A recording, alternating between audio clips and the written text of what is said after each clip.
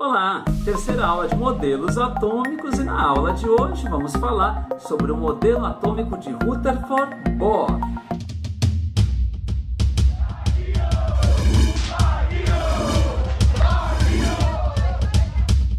E vimos até aqui então três modelos atômicos clássicos. O primeiro deles, e muito utilizado até hoje, o modelo atômico de Dalton, 1803, bola de bilhar, ou seja, átomo maciço e indivisível.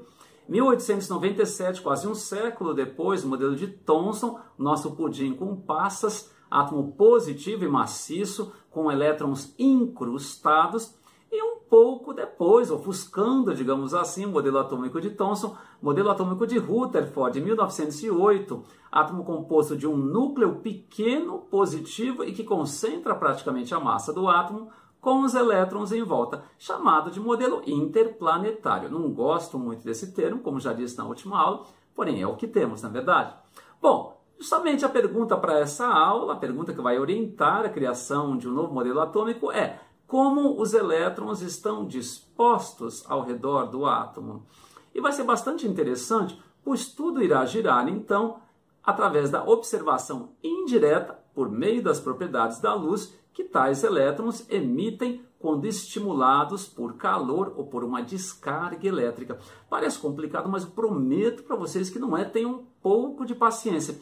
Porém, a parte experimental, digamos assim, que vai legitimar o novo modelo atômico, vai estar relacionada à espectroscopia, que pode ser compreendida como a análise da luz emitida ou absorvida pelas substâncias químicas. Por exemplo, quando você está cozinhando e alguma coisa espirra da panela, imediatamente aquela chama azulada do fogão fica bastante amarela. Esse fato é observado sempre que existe sódio na composição de alguma substância. Ou seja, quando jogamos sódio ou seus compostos sobre uma chama azul, quer seja no fogão de casa ou no bico de Bunsen do laboratório de química, uma luz amarela alaranjada forte é emitida, porém não se trata de uma reação química. O cloreto de sódio, sal de cozinha, por exemplo, continua do jeitinho que estava antes, porém ele gera essa emissão de luz. A espectroscopia vai analisar essa emissão e várias outras, e ela vai ser fundamental para entendermos esse novo modelo atômico.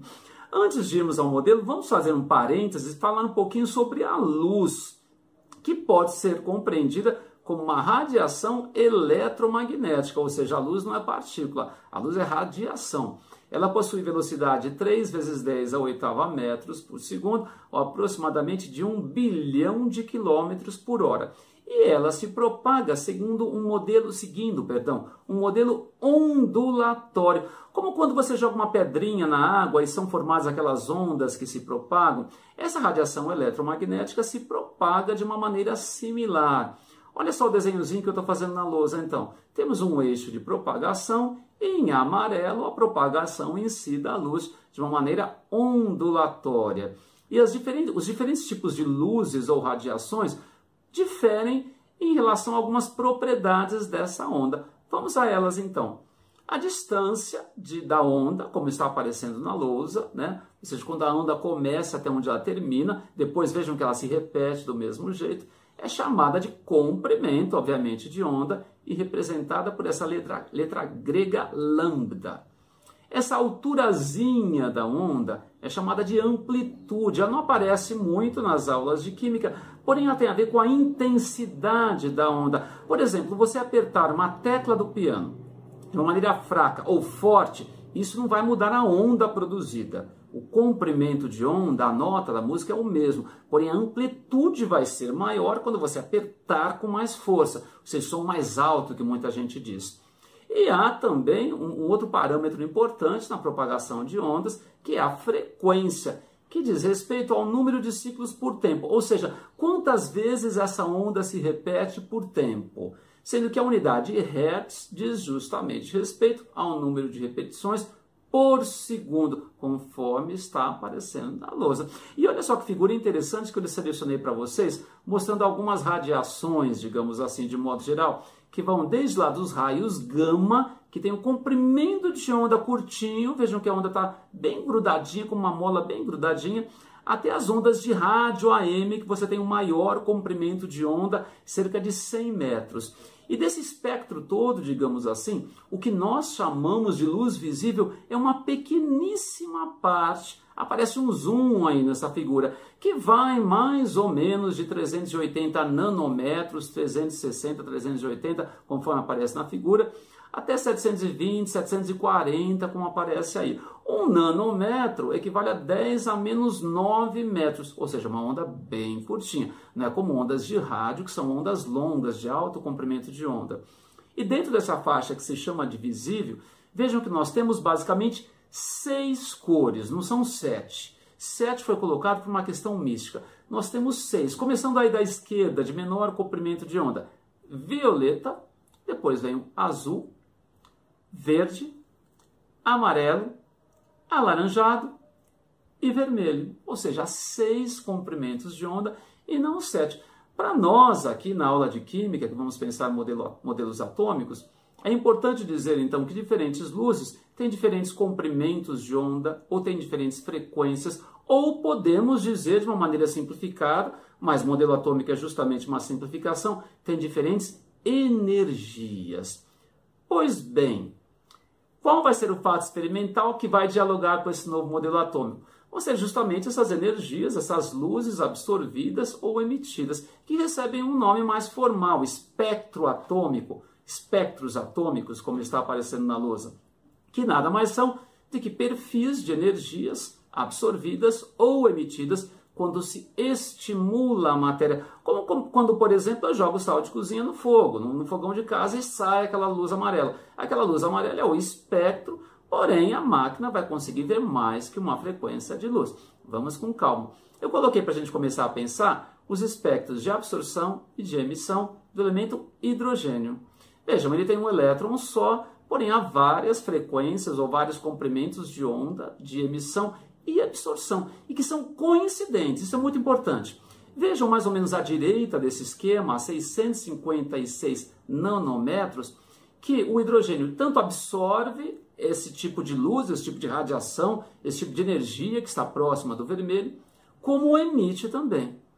Isso acontece para todas as outras linhas. Então, o espectro de emissão, os comprimentos de onda que mostram os espectros de emissão, que formam o espectro de emissão, são exatamente os mesmos comprimentos de onda que formam os espectros de absorção. Ou seja, por que será que alguns elementos absorvem energia e liberam as mesmas energias, nos mesmos comprimentos de onda? Aí que vai entrar, então, esse sujeito que está aparecendo na lousa, o dinamarquês Niels Bohr, que um pouquinho após o Rutherford, lá em 1913, vai explicar os espectros atômicos a partir de postulados, ou seja, afirmações que não requerem demonstração e que formam a base da sua explicação e da sua teoria. Porém, que não são totalmente arbitrárias, obviamente, que tem que fazer sentido frente aos fatos experimentais. Vamos a 3 postulados de Bohr que vão explicar um pouco como que esses elétrons estão ao redor do núcleo e por que, estando da forma com que ele imagina, esses espectros vão ser verificados. Vamos lá, o primeiro postulado. Os elétrons se encontram em diferentes órbitas de estados de energia estacionários, ou seja, energia constante, sem emissão ou absorção de energia. Então, o Rutherford disse, olha, elétrons em volta. Ele fala, olha, eles estão em volta, mas eles estão em diferentes níveis, em diferentes camadas, se vocês preferirem, ou como ele dizia, em diferentes estados de energia. Então, os elétrons são os mesmos, porém, dependendo de onde estejam, eles têm energias diferentes associadas. Enquanto eles permanecerem nessas órbitas, a energia não muda, daí um estado estacionário, está certo? Segundo o postulado de Bohr, transições eletrônicas envolvem absorção ou emissão de energia. Então, vejam bem, o elétron está lá no estado estacionário, mas ele pode sair de lá. Se ele sair de lá, ele vai absorver ou emitir energia. E, finalmente, a energia de cada um desses estados estacionários é quantizada. Isso tem a ver com a tal da mecânica quântica, que é um negócio muito complicado e que foge aos objetivos dessa aula, obviamente. Quantizada no sentido que ele admite apenas valores inteiros, não há valores intermediários. Como os degraus de uma escada. Você pode estar no primeiro degrau ou no segundo, você não pode estar no 1,5. Ou as plataformas de um trem, você pode estar na plataforma 9 ou na 10. O Harry Potter consegue ficar na 9 3/4, né? Mas no mundo real, digamos assim, Ou você está na 9 ou você está na 10. Ou seja, não existe uma plataforma intermediária, como não existem, então, valores intermediários de energia, segundo esse terceiro postulado de Bohr.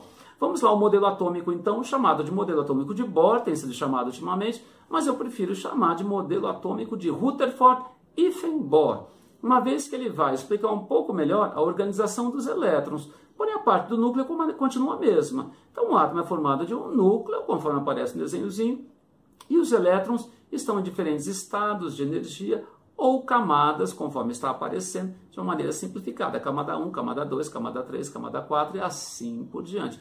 Quando estudarmos tabela periódica, vamos ver que dos elementos naturais, o máximo que temos é 7 camadas. E por que isso explica as transições eletrônicas? Vamos lá, então, a um esquema muito útil, muita atenção.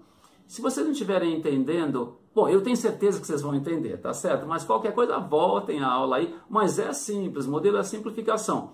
Vou representar, então, o núcleo de um átomo, tá aí a bolinha vermelha, e 3 estados de energia ou camadas eletrônicas, os 3 traços azuis. Imagine que um elétron que está lá na primeira camada, ele vai saltar para a terceira camada. Porém, quanto mais distante do núcleo, maior a energia de modo geral. Então, para ele ir da primeira para a terceira camada, como está aparecendo, ele vai ter que absorver energia.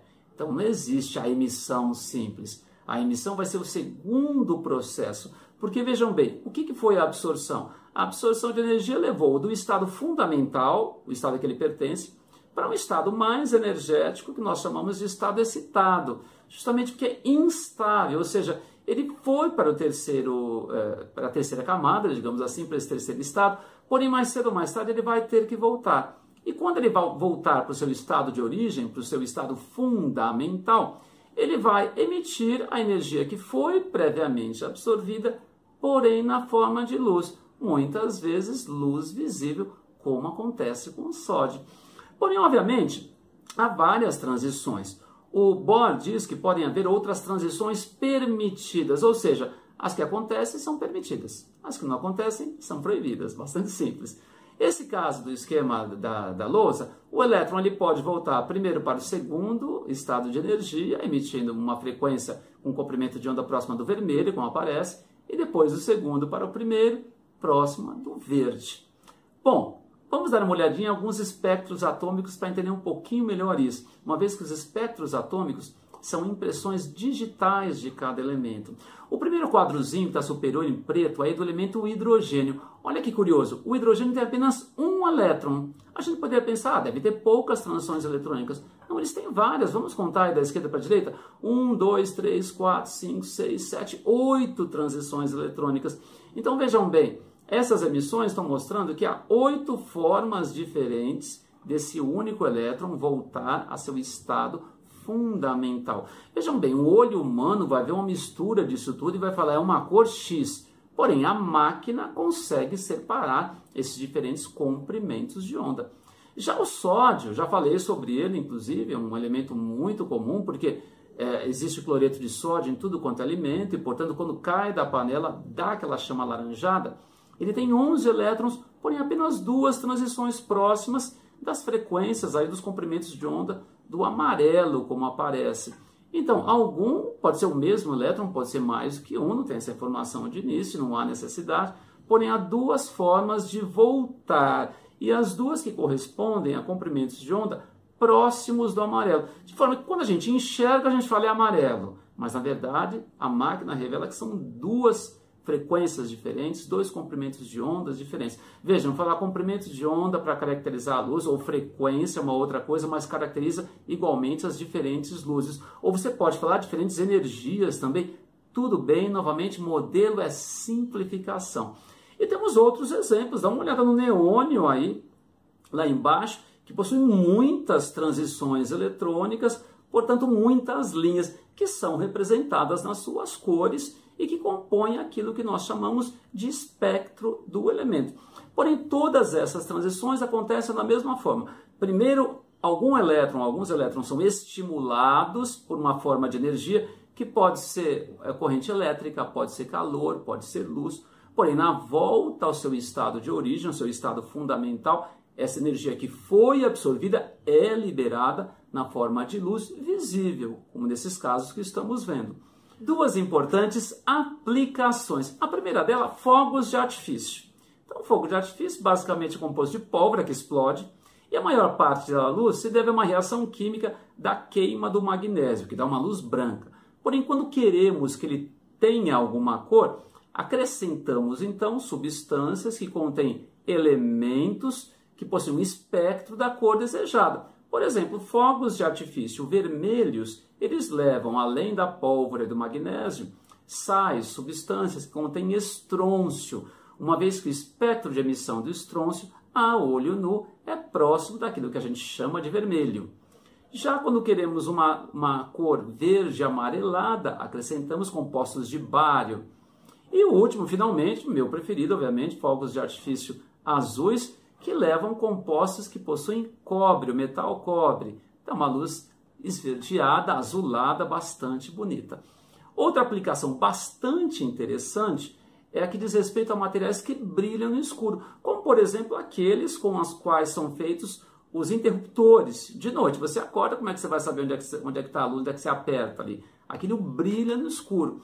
Aquilo ali é um material fosforescente, ou seja, existe uma absorção de luz, porém com um retorno lento ao estado fundamental. Isso que é bastante importante. Se você ficar num quarto escuro indefinidamente, uma hora ele vai apagar.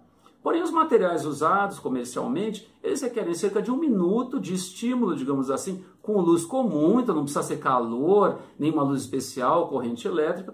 E eles levam cerca de 6 horas, então, digamos assim, os elétrons para retornarem aos seus estados fundamental. Então, sempre é um processo de emissão, primeiramente, não, de absorção, primeiramente, perdão, para uma emissão posterior.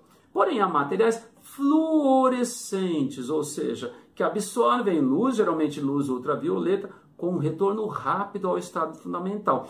Um exemplo são aquelas canetinhas Magic Pen. Eu trouxe aqui para mostrar para vocês. Dê uma olhadinha. Ó. Essa daqui é uma canetinha Magic Pen. Magic Pen, eu sei que é marca, há várias no mercado aí. Ela emite uma luzinha ultravioleta que a gente não enxerga. O que está piscando aqui é justamente para a gente saber que está ligado, mas ultravioleta é invisível. E ela tem uma tintazinha aqui, que tem um material fluorescente, ou seja, que estimulado com luz ultravioleta, libera uma radiação, porém imediata. Vou acender agora e vai dar para ver então, ó. Olha só um Wzinho que eu desenhei aqui. No vídeo você fica complicado chegar mais perto, né? Mas estimulada aqui com a luz violeta, a gente vê um Wzinho que foi desenhado aqui. O W do elemento tungstênio? Não, W do Wagner mesmo, o canal é do Wagner, né? Então vamos desenhar um Wzinho aqui. Bastante interessante, mas há uma infinidade de materiais fosforescentes que brilham no escuro ou fluorescentes também, está certo? Bom, então é isso. Assim sendo, cumprimos então os 4 modelos atômicos principais, porém vamos falar ainda de outros modelos atômicos que não têm um nome específico, mas que são bastante estudados e que vão ajudar a gente a entender bastante a classificação periódica, está certo? Se você chegou até aqui, não se esqueça de curtir o vídeo aí embaixo. É uma maneira de divulgar o canal, também possibilitar que mais pessoas tenham acesso a esses vídeos, a essas informações. E aí embaixo também na descrição do vídeo há o link para uma lição bem legal que fecha, digamos assim, esses 4 modelos atômicos clássicos. Qualquer dúvida é só deixar aqui na descrição do vídeo que eu respondo assim que possível, está certo? Obrigado pela atenção então e até a próxima aula. Tchau!